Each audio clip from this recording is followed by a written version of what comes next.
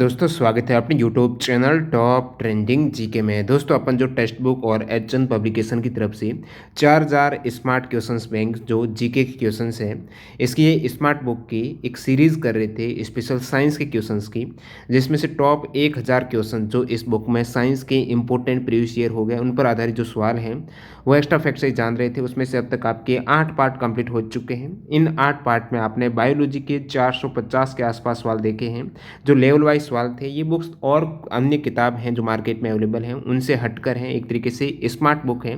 क्यों है, यदि आपको नहीं पता है तो आप वीडियो के अंत तक बने रहेगा, मैं आपको बताने वाला हूँ किस टाइप से इस बुक्स में सवाल रहते हैं, जो कि स्पेशल इसमें टीटीए रहता है, स्मार्ट आंसर की है, उनका एनालिसिस रहता है प्रत्येक सवाल का, एक्स्ट्रा फैक्ट सहित है, वो सारा कुछ जानने वाले हैं। तो ये पार्ट 9 में अपन रसायन शास्त्र यानी केमिस्ट्री के यहाँ पर ये कंटिन्यू हो रहे सवाल, जो लेवल फर्स्ट के यहाँ पर सबसे पहले सवाल देखेंगे 60 के आसपास सवाल हैं। इस प्रकार केमिस्ट्री के भी 3 लेवल में सवाल है। लेवल फर्स्ट यानी इजी क्वेश्चंस, फिर इस प्रकार क्वेश्चंस के लेवल को बढ़ाया जाएगा, लेवल 2 में मॉडरेट हैं, इस प्रकार टफ क्वेश्चन लेवल 3 में आपको मिलने वाले हैं। जैसा कि इससे पहले आपने बायोलॉजी के सवाल में देखा है, सारे 3 लेवल कंप्लीट हो चुके थे। तो ये स्मार्ट बुक है, इसको आप चाहे तो अमेजन से बाई भी कर सकते हो। इस बुक्स को लिंक आपको मैं डिस्क्रिप्शन बॉक्स में दे दूंगा, और जिसमें 4000 साइंस के अलावा भी क्वेश्चन है सारे सब्जेक्ट के जो रहते हैं आपके सामान्य ज्ञान की। तो यहाँ पर अपन देखने वाले हैं केमिस्ट्री के जो टोटल 60 सवाल रहेंगे, लेवल फर्स्ट के ही सवाल हैं। तो ये एक्स्ट्रा फैक्ट सहित स्मार्ट बुक के सवाल हैं, स्मार्ट आंसर की सहित देखने वाले हैं। तो ये सभी सवाल कंटिन्यू। उससे पहले यदि आप मॉक टेस्ट लगा रहे हो टेक्स्ट बुक से, या फिर नहीं भी लगा रहे हो, जो भी कैंडिडेट न्यू हैं, तो उनको मैं बता दूं स्पेशल अभी जो NTPC-CB2 का रिजल्ट आया है, जो लेवल रिजल्ट क्या आंसर की आई है, लेवल 4 और लेवल 6 का जो एग्ज़ाम हुआ था 9 मई को, या फिर इससे पहले NTPC-CBT फर्स्ट का एग्ज़ाम हुआ है, तो इन पर आधारित यहाँ पर जो एग्ज़ाम पैटर्न जो चेंज हुआ है, तो उन पर आधारित यहाँ पर मॉक टेस्ट अपडेट हुए। 42 मॉक टेस्ट है, जैसा कि आप देख सकते हो, सेक्शन वाइज वो देख सकते हो। ये सारे भी अपडेट हो चुके हैं। जो भी कैंडिडेट हैं ऑलरेडी टेक्स्ट बुक के यहाँ पर आपका पास ले रखा है तो वो अटैम्प्ट कर सकते हैं, और new candidate TTG coupon code use करते हुए ईयरली टेक्स्ट बुक पास है, मैक्सिमम डिस्काउंट ले सकते हो 39 रुपये का, जिसमें आपके साल भर का टेक्स्ट बुक पास सारे एग्जाम्स के मॉक टेस्ट जो सेम एग्जाम पैटर्न और डैशबोर्ड पर आधारित रहते हैं वो अवेलेबल हो जाएंगे। लिंक डिस्क्रिप्शन बॉक्स में है, आप चाहे तो यहाँ पर टेक्स्ट बुक ऐप से भी डायरेक्टली कर सकते हो। तो यहाँ पर सवाल देख लेते हैं। पहला सवाल, विद्युत लेपन प्रक्रिया में इलेक्ट्रोलाइट के लिए निम्नलिखित में से किस शर्त की आवश्यकता होती है। विद्युत लेपन का आपको पूछा है, इसमें किसकी आवश्यकता होती है, तो सही उत्तर हो जाएगा इसमें प्लेटिंग करने वाला धातु होना चाहिए। इसमें प्लेटिंग लेपन करने वाला धातु होना चाहिए। विद्युत लेपन है तो धातु पर ही होगा लेपन, और किस पर होगा, विद्युत लेपन, यानी एक धातु पर दूसरे एक धातु को जो चढ़ाया जाता है, और ये विद्युतीय प्रवाह का उपयोग किया जाता है। इलेक्ट्रोड का इसमें काम में लिया जाता है, जो एनोड और कैथोड रहता है, धनात्मक और ऋणात्मक टर्मिनल है, जिसपे 2 अलग अलग धातु रहेगी। जैसे यहाँ पर मैं एक एग्जाम्पल की बात करूँ, लोहे की सतह पर आपको क्या करना है, चांदी का लेपन करना है, ठीक है, लोहे को जंग से बचाने या फिर किसी प्रकार इलेक्ट्रोप्लेटिंग के लिए जो विद्युत लेपन रहता है, लोहे की सतह पर चांदी के लेपन के लिए आपको एनोड पर जो 2 इलेक्ट्रोड रहेंगे ना, सिल्वर एनोड ले लिया आपने, ठीक है, सिल्वर एनोड ले लिया, तो आप कैथोड पर क्या लेंगे, लोहे का जैसे चम्मच हो गया उस पर लेपित करना है, जिस पर सिल्वर को। तो ये विद्युत लेपन है, 2 धातुओं को आपस में प्लेटिंग कराई जाएगी। तो इसमें लेपन करने वाला धातु होना चाहिए, तो दोनों ही यहाँ पर धातु होना चाहिए। और इस प्रक्रिया में इलेक्ट्रोलाइट का भी उपयोग किया जाता है, जैसे AgNO3, जो आपको सिल्वर का करना है तो AgNO3 हो जाएगा, कॉपर का करना है तो कॉपर आप सल्फेट ले सकते हैं CuSO4, और इसी प्रकार अन्य जो जैसे निकल का है तो NiSO4 ले सकते हो। तो अगला सवाल यहाँ पर ऊष्मा का और बाकी स्मार्ट की जो आंसर यहाँ पर आप TT देख सकते हो, आपको इस सवाल का आंसर 19 सेकंड के भीतर देना है। ये सेकंड आया है जो प्रीवियस जितने भी कैंडिडेट रहते हैं, लाखों कैंडिडेट हैं टेक्स्ट बुक पर मॉक टेस्ट अटैम्प्ट करते हैं, उनका एनालिसिस किया गया कि इस सवाल का आंसर है मैक्सिमम कैंडिडेट जिन्होंने पूरे सवाल अटैम्प्ट किए तो कितने सेकंड के भीतर दिया है।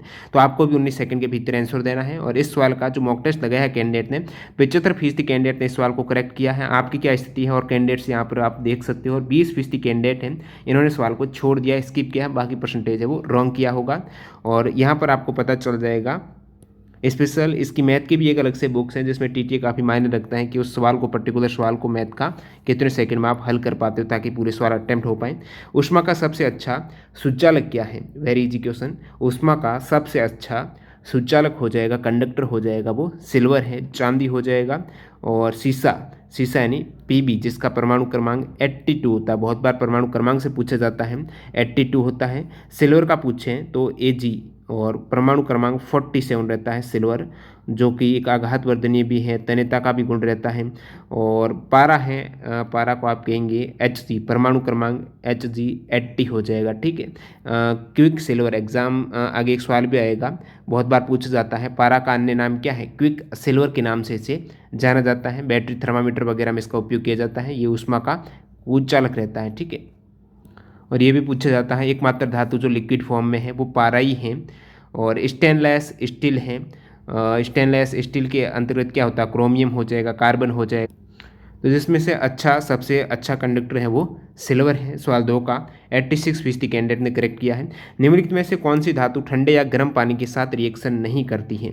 ठंडे या गर्म पानी के साथ रिएक्शन इनमें से कौन सी धातु नहीं करेगी? एल्यूमिनियम आपको याद रखना है। जो धातुएं गर्म या ठंडे पानी के साथ प्रतिक्रिया नहीं करती हैं उनमें जैसे कि आपका आयरन आ गया, लोहा आप कहेंगे। इसके अलावा एल्यूमिनियम है, जिंक है, ये ठंडा हो गया या फिर गर्म पानी के साथ रिएक्शन नहीं करेगा। ये केवल हाइड्रोजन और धातु ऑक्साइड बनाने के लिए भाप के साथ ज़रूर रिएक्शन करती हैं। और बाकी सोडियम है, विस्फोट करता है पानी के साथ, काफ़ी अच्छा अभिक्रियाशील है। पोटेशियम भी अभिक्रियाशील। सोने का रासायनिक सूत्र क्या है? तो Au हो जाएगा, परमाणु क्रमांक 89, Z बराबर 89 नहीं, ये 79। और सोने में बहुत अच्छा आघातवर्धनीय गुण है, जिसे आप पीट कर चादर के रूप में गहने वगैरह, ज्वेलरी वगैरह बनाई जाती हैं। पतली चादर के रूप में इसे आघातवर्धनीयता का जो गुण है सबसे ज़्यादा। और अगला सवाल है, उच्च 49 पर पानी कम तापमान पर उबल जाता है, इसका कारण क्या है? उच्च 49 यानी जो आप कहेंगे 49 एल्टीट्यूड कह सकते हो, बहुत ऊंची हाइट में आप जाएंगे, उस केस में क्या है? पानी कम, उसका जो क्वथनांक कम कैसे हो जाता है? कम तापमान पर क्यों उबल जाता है? क्योंकि ऊपर क्या है? दबाव नहीं है, ठीक है। ऑप्शन ए करेक्ट है, हवा का दबाव कम हो जाता है। अब दबाव का क्या मतलब है क्वथनांक में? तो आपको क्वथनांक की परिभाषा तो पता होना चाहिए ना, परिभाषा से ही स्पष्ट है। क्वथनांक का क्या मतलब है कि वह ताप एक स्पेशल फिक्स ताप रहेगा जिस ताप पर क्या है? बाह्य दाब, जो बाह्य दाब है, आंतरिक जो वाष्प दाब रहता है किसी भी लिक्विड का, वाष्प दाब है, और उस पर सतह पर लगने वाला बाह्य दाब जब वो इक्वल हो जाएगा उस केस में क्या होगा? वो क्या है? उबलने लगेगा, क्वथनांक हो जाएगा, यानी ये आपके बॉयल होना स्टार्ट हो जाएगा। तो वो पर्टिकुलर ताप कौन सा है?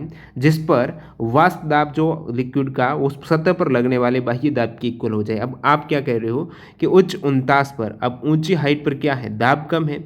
जब दाब कम है, सतह पर दाब कम लग रहा है, तो बाह्य दाब के इक्वल बहुत कम ताप पर ही हो जाएगा। दाब कम है तो ये उसका वाष्प दाब है, बहुत कम ताप पर इसके इक्वल हो जाएगा। कम ताप पर इक्वल होगा मतलब ये क्या है? उबलना स्टार्ट हो जाएगा, बॉयल होना स्टार्ट हो जाएगा, उसका क्वथनांक हो जाएगा कम।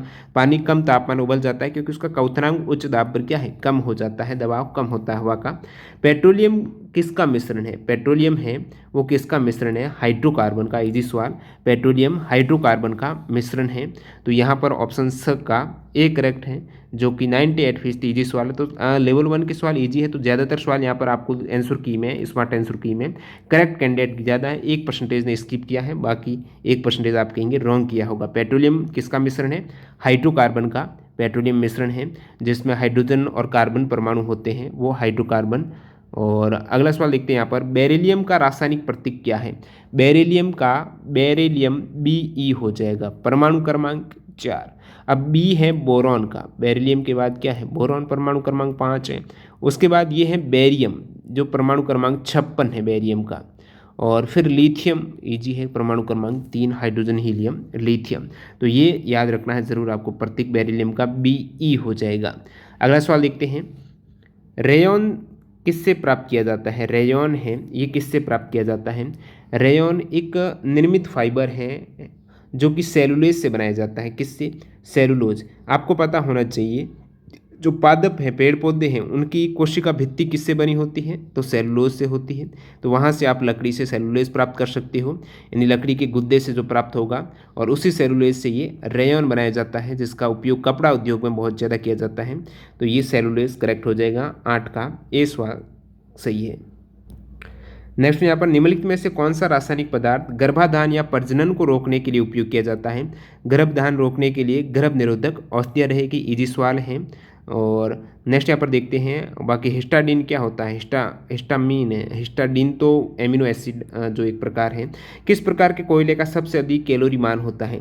कोयला 4 प्रकार की जो कार्बन किस प्रकार उसमें कार्बन की मात्रा है उसके अकॉर्डिंग, जैसे कि कोयला है सबसे घटिया प्रकार का पीट होता है, ठीक है। उसके बाद थोड़ा अच्छा है लिग्नाइट, पीट लिग्नाइट, फिर है बिटुमनी उससे अच्छा, और सबसे टॉप है वो एंथ्रासाइट है, ठीक है। तो एंथ्रासाइट यहाँ पर आप देख रहे हो ये सबसे उच्च किस्म का कोयला है और कोयले में सबसे अधिक कैलोरी मान होगा क्योंकि इसमें कार्बन है वो बहुत अधिक होता है, अन्य रूप से अधिक निश्चित कार्बन होते हैं यहाँ पर। तो एंथ्रासाइट जिसे हार्ड कोल आप कहेंगे, कोयले का एक उच्च रूपांतर है, ये वाला करेक्ट है, अधिक कैलोरी मान होता है। सवाल 10 का 97% कैंडिडेट ने करेक्ट किया है। इनमें से कौन सी गैस उत्कृष्ट गैस नहीं है। अब उत्कृष्ट गैस की बात आई है तो यहाँ पर इजी सवाल है, हाइड्रोजन नहीं है उत्कृष्ट गैस। उत्कृष्ट गैस यानी जो शून्य ग्रुप के एलिमेंट हैं आवर्त सारणी में, आधुनिक आवर्त सारणी में 18वां ग्रुप है जिसके अंतर्गत आपकी हीलियम से स्टार्ट होती है। हीलियम, नियॉन, आर्गन है ना, क्रिप्टॉन, जिनॉन, रेडॉन, ये सभी शून्य ग्रुप के तत्व हैं जो उत्कृष्ट गैस के अंतर्गत आएंगे। अगले सवाल की ओर बढ़ते हैं। निम्नलिखित में से कौन सा समरूप मिश्रण नहीं है। समरूप मिश्रण कौन सा नहीं है, ये भी देखने से आपका हो जाएगा। देखिए चीनी पानी में घुलती है, बिल्कुल एकदम घुल जाती है, और पानी में मिथाइल अल्कोहल का मिश्रण, और सीसीएल फॉर्म में आयोडीन घुलता है, लोहे के बुरादे और रेत का मिश्रण। यहाँ पर देखने से ही अलग दिख रहा है। जैसे बात करूँ मैं आपके मिश्रण की, सजातीय जो मिश्रण होता है जिसमें एक मिश्रण को समरूप कब कहा जाएगा, यदि इसमें एक समान रचना हो, यानी जो घटकों के बीच अलगाव की कोई भी आपको दृश्य सीमा नहीं दिखती है, वो एक सजातीय समरूप मिश्रण हो जाएगा। जैसे पानी में methyl alcohol, iodine CCL form है, ये सभी चीनी पानी में घुलती है, समरूप मिश्रण है। और अगला सवाल देखते हैं, इनमें से कौन एक हैलोजन तत्व नहीं है।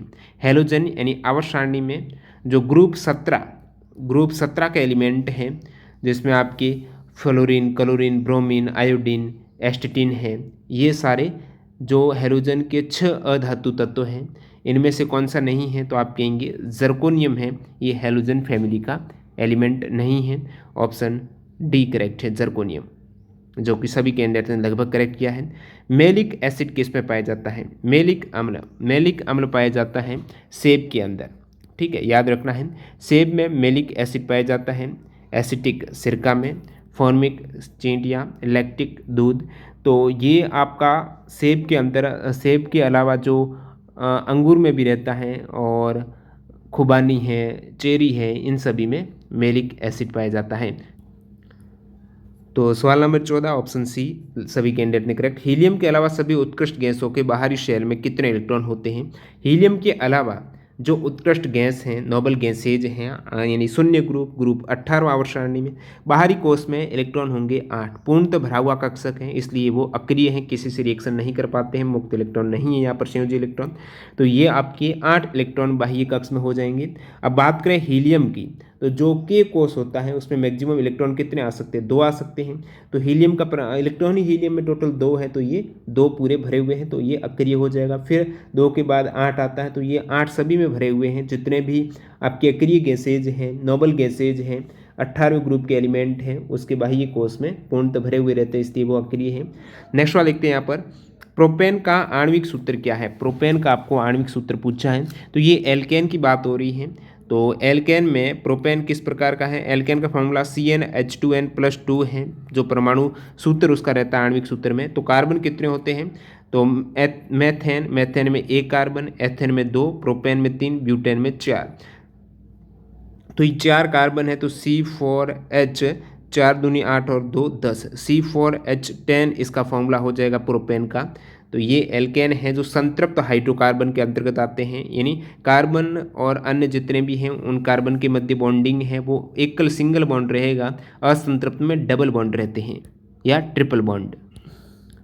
अगला सवाल देखते हैं, निम्नलिखित में से कौन सा परमाणु का हिस्सा नहीं है। इजी सवाल। परमाणु में प्रोटॉन होते हैं, इलेक्ट्रॉन होते हैं, न्यूट्रॉन होते हैं, फोटोन कोई नहीं होता परमाणु का। और परमाणु की बात करें तो प्रोटॉन धनात्मक है, इलेक्ट्रॉन ऋणात्मक हैं, जो आवेश की बात करते हैं। न्यूट्रॉन कोई शुद्ध आवेश उसमें नहीं होता, न्यूट्रल है। तो सवाल 17 का सभी कैंडिडेट ने करेक्ट। आवर्त सारणी में मेंडलीव की जो अपनी आवर्त सारणी है उसकी एक सही स्थिति, किस एलिमेंट की सही स्थिति निर्धारण नहीं कर सके, जो इसकी एक सीमा कह सकते हो आप। तो मेंडलीव हाइड्रोजन की सही स्थिति निर्धारित नहीं कर सके थे। हाइड्रोजन की स्थिति उनकी अस्पष्ट थी। ऐसा क्यों? तो आपको पता होना चाहिए हाइड्रोजन में संयोजी इलेक्ट्रॉन कितना होता है, एक होता है, सबसे बाहरी आवरण में इलेक्ट्रॉन होता है। और हाइड्रोजन हैलोजन परिवार से संबंधित है, जिसमें हर तत्व में सबसे बाहरी आवरण, जैसे हैलोजन में 17 ग्रुप है ना, उसमें भी बाहरी आवरण में एक इलेक्ट्रॉन रहता है। तो ये हैलोजन परिवार से रिलेट करेगा, लेकिन हाइड्रोजन में हैलोजन परिवार के गुण नहीं होते हैं, जो क्षार धातु के रूप में व्यवहार करता है हाइड्रोजन।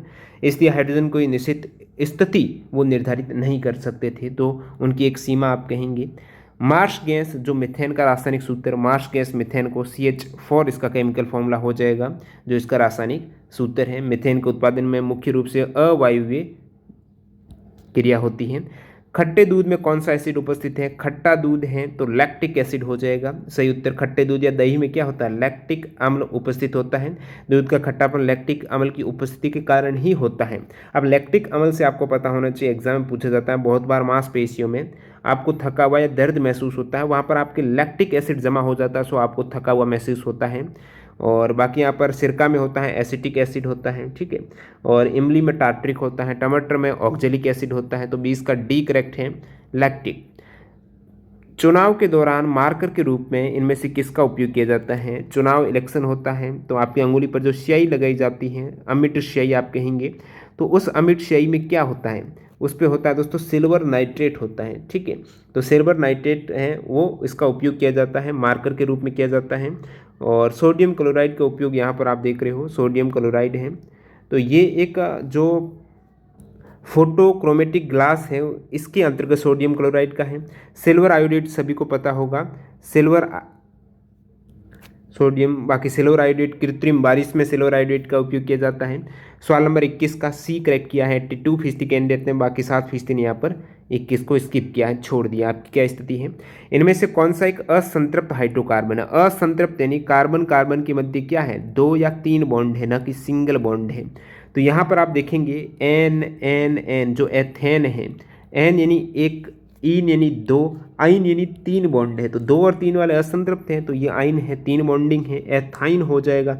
एथाइन में असंतृप्त हो जाएगा क्योंकि C2H2 है, 3 बॉन्ड है इसके मध्य, और फिर यहाँ पर एक H यानी 4 बॉन्ड कार्बन के पूरे हो रहे हैं। तो ये एथाइन का फॉर्मूला है, जो असंतृप्त हाइड्रोकार्बन है। यदि कोई घोल नीले लिटमस को लाल कर देता है तो इसका पीएच कितना होने की संभावना है? अनील हो रहा है। क्या हो रहा है? अनील। अम्ल करता है नीले को लाल, नीले को लाल कर रहा है अम्ल। अम्ल की पीएच है 7 से कम होती है। कितनी होती है? अम्ल की पीएच है वो 7 से कम होती है। तो 7 से कम यहाँ पर आपको 6 दिख रहा है, इसका मतलब ये पीएच वैल्यू है इसकी 6। 23 का सी करेक्ट है। 24 का देखते हैं, सबसे उचित विकल्प के साथ रिक्त स्थान भरिए। बिना बुझा हुआ चूना को पानी के साथ रिएक्शन से क्या बनता है? बिना बुझा हुआ चूना क्विक लाइम, जो CaO कैल्शियम ऑक्साइड है। अब बुझो रहे, इसको आप बुझाएंगे तो जल मिक्स करेंगे तो बुझ जाएगा, वो कैल्शियम हाइड्रोक्साइड बन जाएगा। तो बुझा हुआ चूना बनने वाला, वहाँ पर क्या बनेगा? जो बुझा हुआ चूना पानी के साथ रिएक्शन करने पर कैल्शियम हाइड्रोक्साइड यहाँ पर हो जाएगा। नेक्स्ट वन देखते हैं, यहाँ पर लाल चींटियों में कौन सा अम्ल पाया जाता है? लाल चींटी, तो आप कहेंगे ऑक्जेलिक एसिड पाया जाता है। लाल चींटी में ऑक्जेलिक एसिड पाया जाता है। हाइड्रोक्लोरिक एसिड अम्ल है जो पाचन के लिए उपयोगी है। और फॉर्मिक एसिड है, नहीं, यहाँ पर फॉर्मिक ही हुआ ना, हाँ मिक्स, ध्यान नहीं गया, फॉर्मिक एसिड, सॉरी। लाल चींटियों में फॉर्मिक एसिड पाया जाता है, ये बता भी चुका हूँ। ओके, टमाटर में ऑक्जेलिक एसिड रहता है टमाटर के अंतर्गत। और बाकी ऑक्जेलिक एसिड का उपयोग है जंग जहाँ पर लग जाती हैं उसके जंग के स्थान को हटाने के लिए भी किया जाता है। और बोरिक एसिड बहुत बार पूछा जाता है, जो आई वॉश करते हैं तो उसमें घटक रहता है बोरिक एसिड का भी। और फॉर्मिक एसिड है वो आपकी चींटियों में पाया जाता है। फॉर्मिक एसिड को अन्य किस नाम से जाना जाता है? तो आप इसे मेथेनोइक एसिड भी कह सकते हो, HCOOH है मेथेनोइक एसिड या फिर फॉर्मिक एसिड लाल चींटियों में। जो सवाल नंबर 25 है, सी करेक्ट है 91% कैंडिडेट ने। निम्नलिखित में से कौन सी धातु लोहो क्लोराइड से लोहे को विस्थापित करती है? अब लोहे के साथ क्या मिक्स है? तो आयरन के साथ क्लोराइड मिक्स है, ठीक है। अब इसको आपको विस्थापित करना, आयरन को हटाना है, तो एक ऐसी आपको धातु चाहिए जो आयरन से भी ज़्यादा अभिक्रियाशील हो, पकड़ बना ले क्लोराइड के साथ में। तो अभिक्रियाशीलता वाली जो पूरी सीरीज है वो आपको पता होना चाहिए, पोटेशियम, सोडियम, कैल्शियम।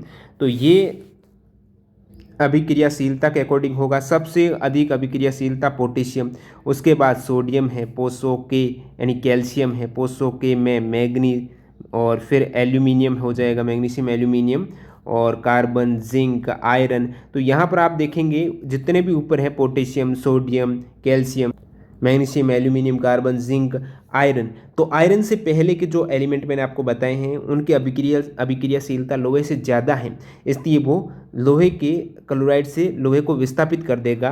तो यहाँ पर किसकी आपको ऑप्शन के अकॉर्डिंग दिख रहा है, लोह क्लोराइड से लोहे को विस्थापित करेगी। तो इनमें से आपको जो दिख रहा है जिंक, आयरन से पहले जिंक आता है, तो जस्ता करेक्ट हो जाएगा, ऑप्शन डी करेक्ट है 26 का।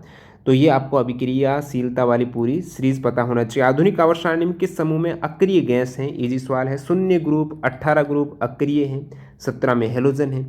नेक्स्ट यहाँ पर रासायनिक यौगिक नाइट्रस ऑक्साइड का सामान्य नाम क्या है। नाइट्रस ऑक्साइड यानी बात हो रही है हंसाने वाली गैस की, जो लॉफिंग गैस है, और लॉफिंग गैस है तो आपको पूछा है इसका सामान्य नाम क्या है, तो सामान्य नाम हो जाएगा हंसाने वाली गैस, नाइट्रस ऑक्साइड N2O है।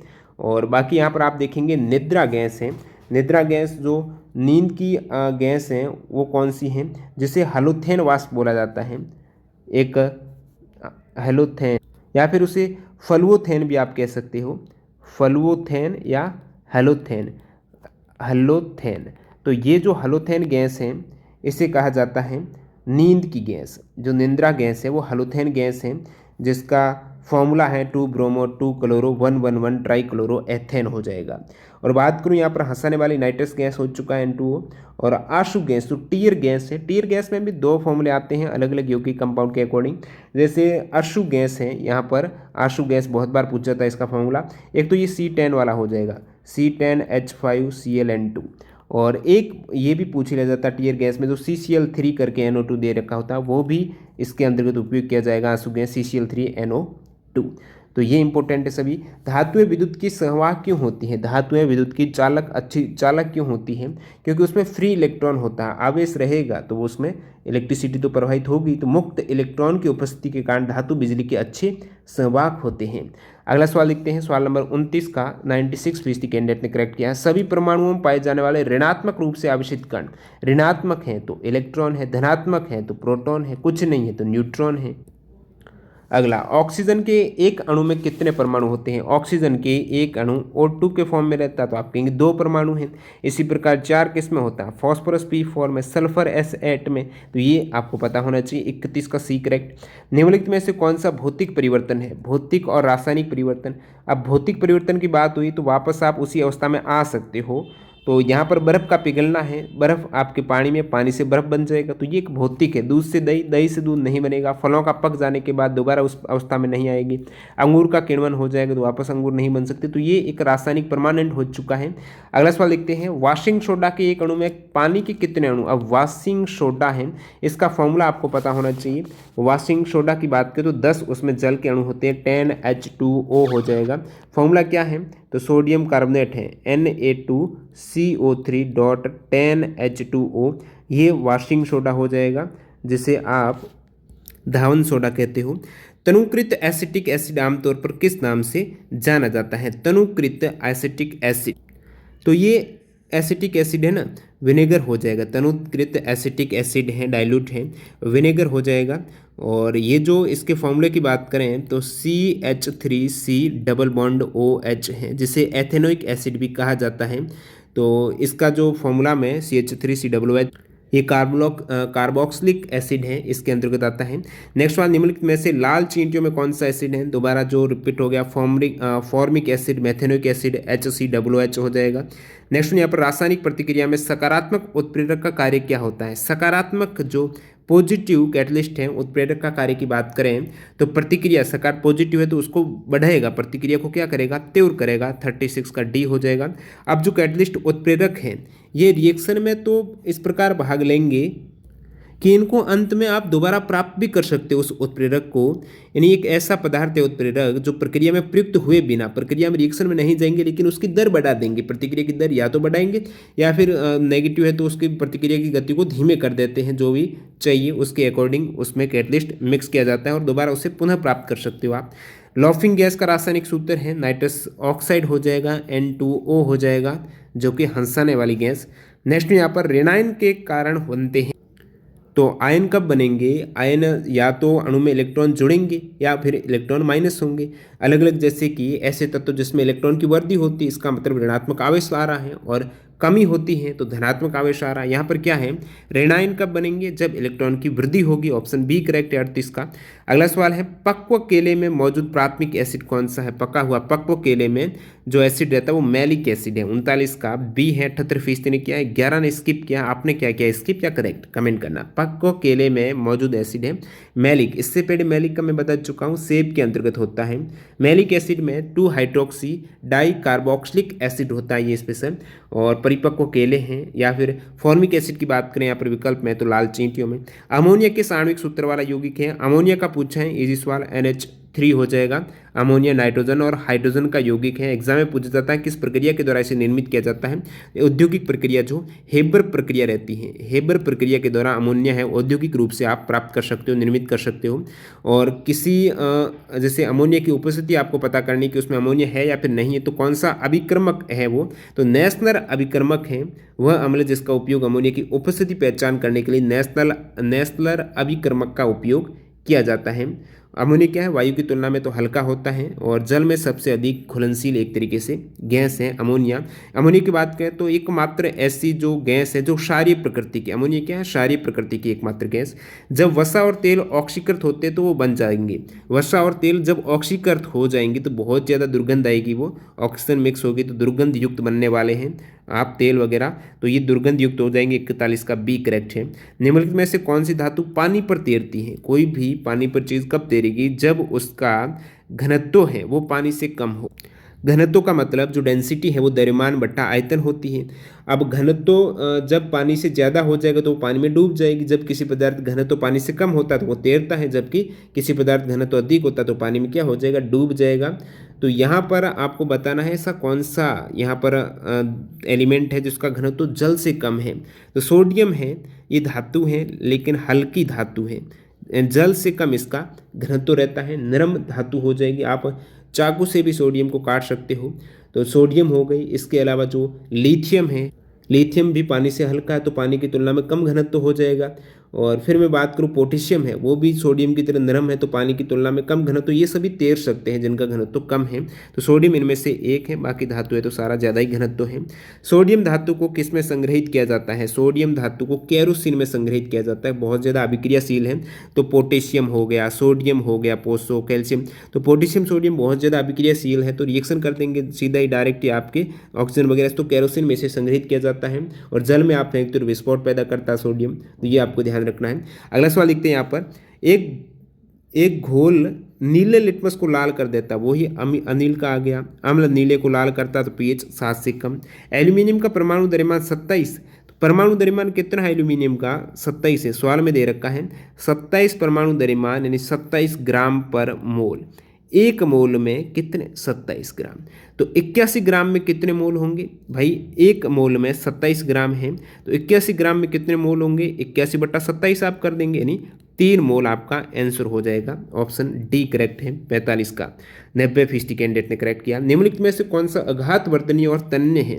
तो यहाँ पर हो जाएगा तांबा, जो धातु आपको दिख रही है तांबा, वो धातुओं का गुण ही होता है आघातवर्धनीय और तन्य है। तो तांबा एक बहुत अच्छा सुचालक भी हो जाएगा, आघातवर्धनीय और तन्य भी है। उपयोग जो तार है, केबल है, उसमें आपके व्यापक रूप से होता है। और बाकी यहाँ पर फॉस्फोरस की बात करें तो परमाणु क्रमांक 15 है, सल्फर का 16 है, ऑक्सीजन का 8 होता है। नेक्स्ट वाले यहाँ पर लॉफिंग गैस नाइट्रस ऑक्साइड हो गया। निम्नलिखित में से कौन सी धातु आघातवर्धनीय नहीं है? तो इनमें से पारा है वो आघातवर्धनीय नहीं है। तो पारा एक ऐसा धातु जो कमरे के तापमान पर लिक्विड फॉर्म में रहता है, इसलिए ये आघातवर्धनीय नहीं है। नेक्स्ट वाला देखते हैं यहाँ पर, गोबर गैस में कौन सी गैस मुख्य रूप से मौजूद होती है? गोबर गैस है तो बायोगैस गोबर गैस है। इसके अंतर्गत मुख्य रूप से मिथेन होता है, CH4 होता है जो गोबर गैस का प्रमुख घटक है। मिथेन के अलावा इसमें CO2 भी होता है, कार्बन डाइऑक्साइड भी होता है, लेकिन मुख्य घटक है वो क्या है? मिथेन है। ऑप्शन सी करेक्ट हो जाएगा 49 का। अगला सवाल है, सिगरेट लाइटर में किस गैस का उपयोग होता है? सिगरेट लाइटर में इंपॉर्टेंट सवाल है, ब्यूटेन का उपयोग होता है। किसका? ब्यूटेन ज्वलनशील होता है, रंगहीन, गंधहीन, आसानी से लिक्विड गैस कन्वर्ट हो जाएगा। तो अत्यधिक ज्वलनशील होने के कारण ये ब्यूटेन हाइड्रोकार्बन है, इसका उपयोग लाइटर में किया जाता है। नेक्स्ट वाले यहाँ पर सवाल नंबर 50 है, इसका बी करेक्ट आंसर है। 29% ने किया, 27% ने स्किप किया, बाकी ने गलत किया है। समुद्री गोताखोरों के द्वारा श्वसन के लिए निम्नलिखित में से किस गैस का उपयोग, श्वसन के लिए कौन सी दो गैस यहाँ पर आपको देखने को मिल रही है।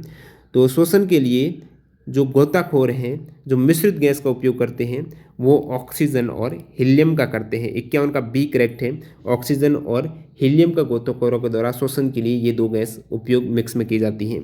अगला सवाल देखते हैं यहाँ पर, निम्नलिखित में से किस यौगिक में कैल्शियम मौजूद नहीं है। कैल्शियम किस में नहीं है ये आपको पूछा है, तो आप मिथेन का फॉर्मूला पता है CH4, कैल्शियम कहाँ से आ गया। चौक हो गया, सिलखड़ी है, संगमरमर है, ये सभी कैल्शियम कार्बोनेट के ही तो फॉर्मूले हैं, चौक, संगमरमर। और अगला सवाल है, पटाखे का विस्फोट है किसका उदाहरण है। पटाखे का विस्फोट यानी वहाँ पर दहन हो रहा है, आग लगाई तभी तो विस्फोट हुआ वहाँ पर आपने, तो ए का 83 ने करेक्ट किया है। दहन हो रहा है, ऑक्सीजन से रिएक्शन हो रही है जिसके फलस्वरूप ऊर्जा यहाँ पर उत्पन्न हो रही है, जो विस्फोट होगा तो दहन हो जाएगा। बहुत बार पूछा जाता है पटाखे में विस्फोट के बाद जो हरी रोशनी किसकी मौजूदगी के कारण, बेरियम नाइट्रेट रहता है हरी जो रोशनी का कारण, या फिर बेरियम क्लोराइड हो जाएगा। और जो स्ट्रोंशियम कार्बोनेट है वो पटाखे में लाल रोशनी का जिम्मेदार हो जाएगा। और नेक्स्ट यहाँ पर सवाल देखते हैं, इनमें से कौन सी एक निष्क्रिय गैस नहीं है। जो अक्रिय गैस की बात करें तो 18 ग्रुप के एलिमेंट में जो हीलियम, जो नियॉन है, तो फ्लोरीन है वो 17 ग्रुप का एलिमेंट है, हेलोजन का है, helium, argon, xenon, radon, krypton, ये सभी अक्रिय हैं। निम्नलिखित में से किस धातु में गैलिना अयस्क होता है। गैलिना अयस्क है, PbS फॉर्मूला रहता है, ठीक है। जो लेड टू सल्फाइड आप कहेंगे galena, PbS, lead two sulphide, तो किस में धातु में, Pb में है यानी लेड में है, सीसा में है, ऑप्शन सी करेक्ट हो जाएगा। 55 का गैलिना सीसा का प्राथमिक अयस्क खनिज है। और नेक्स्ट सवाल देखते हैं, इस सवाल को 59% कैंडिडेट ने करेक्ट किया है। कौन सी गैस एक नारंगी चमक देती है जब बिजली इसके माध्यम से गुजरती है। ये आमतौर पर फ्लोरोसेंट प्रकाश व्यवस्था में जो गैस है इसका उपयोग किया जाता है, एक नारंगी चमक देती है जब उसमें इलेक्ट्रिसिटी का प्रवाह होता है, तो वो गैस कौन सी है, नियॉन हो जाएगा, वेरी इंपॉर्टेंट। 56 का डी करेक्ट है, 75% कैंडिडेट ने करेक्ट किया है, 14% ने स्किप किया है। नियॉन गैस हो जाएगी जो फ्लोरोसेंट प्रकाश व्यवस्था में उपयोग किया जाता है, बहुत अच्छी चमक देती है नारंगी। एनीमिया रोग किसकी कमी से होता है, आयरन की कमी से रोग हो जाता है। एनीमिया रोग हो जाता है किसकी कमी से, तो आप कहेंगे आयरन की कमी से होने वाला रोग एनीमिया, जो कि रक्त प्रवाह में लाल रक्त कोशिका की संख्या कम हो जाती है। इसमें लाल रक्त कोशिकाएं RBC हैं, हमारे शरीर में ऑक्सीजन ले जाने के लिए जिम्मेदार हैं। आयरन की कमी वाला एनीमिया एक प्रकार का जो रोग हो जाता है जिसमें RBC या फिर जो ऑक्सीजन ले जाने वाली जिम्मेदार हैं हीमोग्लोबिन है, वो आयरन में, हीमोग्लोबिन में रहता है आयरन। अगला सवाल देखते हैं यहाँ पर, कौन सा हेलोजन दरों के रूप में मौजूद है। ब्रोमीन, जो कि एकमात्र हेलोजन दरों के फॉर्म में रहता है वो ब्रोमीन है, और परमाणु क्रमांक ब्रोमीन का 35 हो जाएगा।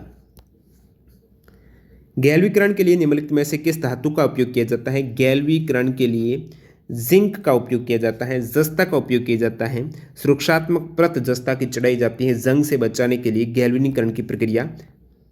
निम्नलिखित में से किसे क्विक सिल्वर कहा जाता है, तो मैं ऊपर बता चुका हूँ सवाल में ही, क्विक सिल्वर है वो मरकरी को कहा जाता है। किसको, Hg को, मरकरी को। क्विक सफ़ेद चांदी जैसी तरल धातु है ये। आवर्त सारणी की समूह 12 से संबंधित है, परमाणु संख्या इसकी 80 हो जाएगा।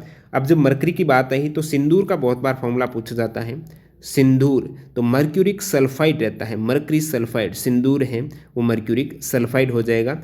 नेक्स्ट सवाल, ऑक्टेव का नियम किसने दिया। न्यूलैंड का अष्टक आपको पता ही होगा, ऑक्टेव्स का नियम है जॉन न्यूलैंड्स ने दिया है। कब, 1865 में दिया है, ब्रिटिश जो रसायनज्ञ हैं इन्होंने। और इनके नियम के अकॉर्डिंग यदि तत्वों को उनके परमाणु भार के अनुसार आप व्यवस्थित करेंगे तो 7 तत्वों के अंतराल के बाद जो 8वां तत्व है वो पहले तत्व से भौतिक गुणों में समानता देखने को मिलती है। नेक्स्ट वन, यहाँ पर आवर्त सारणी के किस समूह को आवर्त सारणी का समूह 0 भी कहा जाता है, तो 18वां ग्रुप है जो कक्रिय गैस नोबल गैसेज है समूह 0। अंतिम सवाल जिसका आंसर आपको कमेंट सेक्शन में बताना, संगमरमर कैंसर क्या है, संगमरमर कैंसर क्या है, इनमें से कौन सा विकल्प करेक्ट होगा वो आप कमेंट सेक्शन में बताना। मिलते हैं इस स्मार्ट बुक के नेक्स्ट पार्ट नंबर 10 के साथ, जो सवाल अपन कंटिन्यू करेंगे सवाल नंबर 64, तो वो बाद में देखेंगे अगले पार्ट नंबर 10 जब भी कंटिन्यू होगा। ये स्मार्ट बुक 4000 क्वेश्चंस की है, जो कि टेक्स्ट बुक और एचएन पब्लिकेशन की तरफ से मार्केट में भी अवेलेबल, आपको अमेजन साइट पे आप इस बुक्स को खरीद सकते हो। बेस्ट बाय लिंक मैं डिस्क्रिप्शन बॉक्स में दे दूंगा। बाकी ये टॉप 1000 क्वेश्चन की सीरीज जल्दी कंप्लीट हो जाएगी, तो इस सीरीज से जुड़ने के लिए चैनल को सब्सक्राइब करके बेल आइकन हिट कर देना। मिलते हैं नए वीडियो में, धन्यवाद।